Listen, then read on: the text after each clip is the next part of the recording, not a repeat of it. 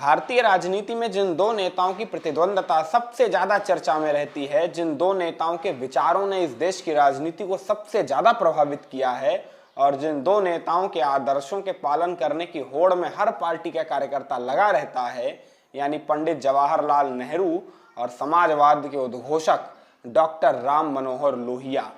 लोहिया और नेहरू की तकरारें, लोहिया और नेहरू की टिप्पणियां भारतीय संसदीय इतिहास के गौरवमयी क्षणों को याद दिलाती हैं। और आज के पॉलिटिक्स के वीडियो में हम आपको नेहरू और लोहिया के वो 3 किस्से बताएंगे जिन किस्सों में एक दूसरे के विचारों के लिए स्वीकार्यता, एक दूसरे के लिए सम्मान, एक दूसरे के आलोचना करने का साहस, ऐसे 3 गुण मिलेंगे आपको जो वर्तमान भारतीय राजनीति में विलुप्त प्राय हो चुके हैं। तो अगर पॉलिटिक्स को सब्सक्राइब नहीं किया है तो सब्सक्राइब कर लीजिए, जिससे ऐसे इंटरेस्टिंग पॉलिटिकल वीडियोस लगातार आप तक पहुंचते रहें। चलिए करते हैं किस्से को शुरू। पहला किस्सा तब का है जब लोहिया पहली दफा संसद पहुंचे थे।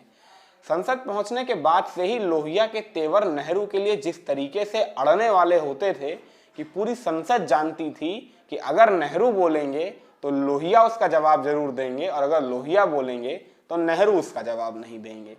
एक दफा लोहिया अपने साथ एक वृद्ध महिला को लेकर संसद चले आए। लोगों ने सोचा होगी वृद्ध महिला, ऐसे ही लेके चले आए होंगे। उस दिन नेहरू का संसद के अंदर एक विशिष्ट संबोधन भी था, तो नेहरू उस संबोधन को देने के लिए अपने 3 मूर्ति भवन से गाड़ी में बैठे, संसद में आए, पार्किंग में उनकी गाड़ी लगी। नेहरू जैसे गाड़ी से उतरे, वो वृद्ध महिला नेहरू के पास गई और नेहरू का कॉलर पकड़ ली। कहीं देश आजाद हो गया, तुम प्रधानमंत्री बन गए, इससे मुझे क्या मिला बताओ। आसपास खड़े लोग हतप्रभ हो गए कि अब इस बात का नेहरू जवाब क्या देंगे। स्थिति ही ऐसी विचित्र थी। आप कल्पना करिए, इस देश के प्रधानमंत्री का कॉलर पकड़ के अगर कोई वृद्ध महिला पूछ ले कि देश आजाद हो गया, तुम प्रधानमंत्री बन गए, मुझे क्या मिला बताओ, प्रधानमंत्री क्या जवाब दे सकता है। लेकिन ये नेहरू थे, जवाब भी आता था और देना भी मालूम था।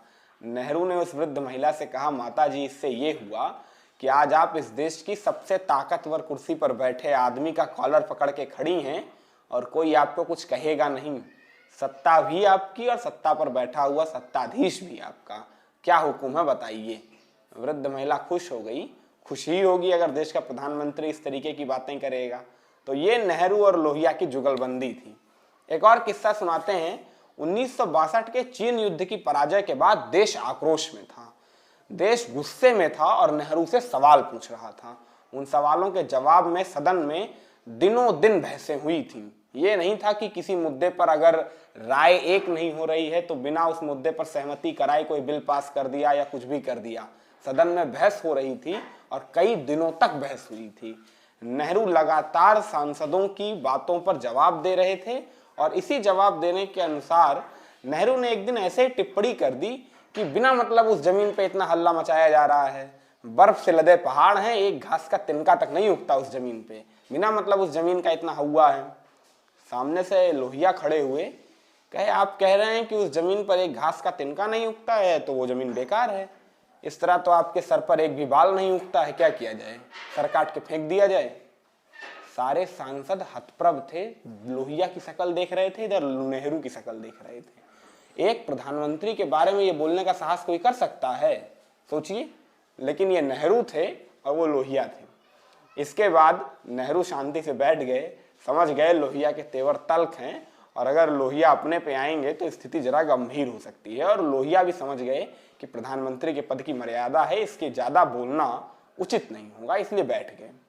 एक और किस्सा आता है और वो बेहद दिलचस्प है।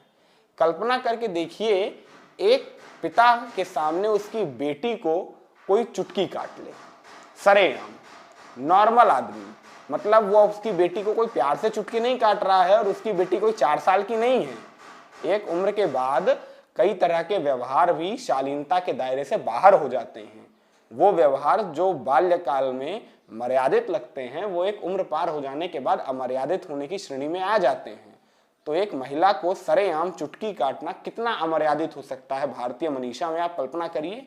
और खास तौर से अगर उस महिला के पिता के सामने ऐसा कोई करे तो किस प्रसंग के दौरान लोहिया ने नेहरू के सामने इंदिरा गांधी को भरी सदन में चुटकी काट ली और इसके बाद भी नेहरू कुछ नहीं बोले। इंटरेस्टिंग लगा ना, मुझे भी लगा था। चलिए एक किस्सा सुनते हैं। हुआ क्या था, एक महिला के गैंगरेप पर सदन के भीतर चर्चा हो रही थी।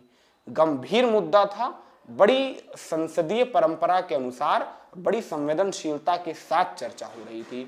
आज तो हमें सुनाई ही नहीं देता है कि सदन में कभी गैंगरेप जैसे मुद्दे पर चर्चा हो रही है। हमारे लिए आम हो गया है, रोज अखबार पढ़ते हैं, एक लाइन हेडिंग पड़ी हुई है, पलट दिया पन्ना, चाय पिया, बिस्किट खाया, हो गया काम। तब विषय की गंभीरता होती थी। नेहरू बीच बहस को छोड़ के सदन से बाहर चले गए। लोहिया सामने बैठे थे, आग बबूला हो गए। उन्हें बर्दाश्त नहीं हुआ कि इस देश का प्रधानमंत्री इतना गैर जिम्मेदार कैसे हो सकता है कि सदन के भीतर गैंगरेप जैसे संवेदनशील मुद्दे पर बहस हो रही है और वो बहस छोड़ के बाहर चला गया।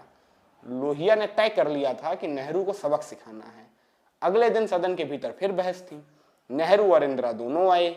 लोहिया भी नेहरू के पास गए और नेहरू के सामने ही इंदिरा को जोर से चुटकी काटी। इंदिरा चिल्लाई कि ये क्या बदतमीजी है। नेहरू ने भी डांटा। लोहिया ने तुरंत कहा, अपनी बेटी की चीख सुन के दर्द हुआ नेहरू साहब? अपनी बेटी की एक चुटकी काटने से कितनी तकलीफ हुई आपको? और कल एक महिला के गैंगरेप पर चर्चा हो रही थी और आपको विषय की गंभीरता इतनी नहीं समझ में आई कि आप पूरी चर्चा में भाग लेते। आप सदन छोड़ के चले गए। इसे कहते हैं संवेदनशीलता। एक प्रधानमंत्री को डांट पड़ रही थी और वो भी किस पार्टी का नेता डांट रहा था, जिसके गिने चुने सांसद सदन में मौजूद थे।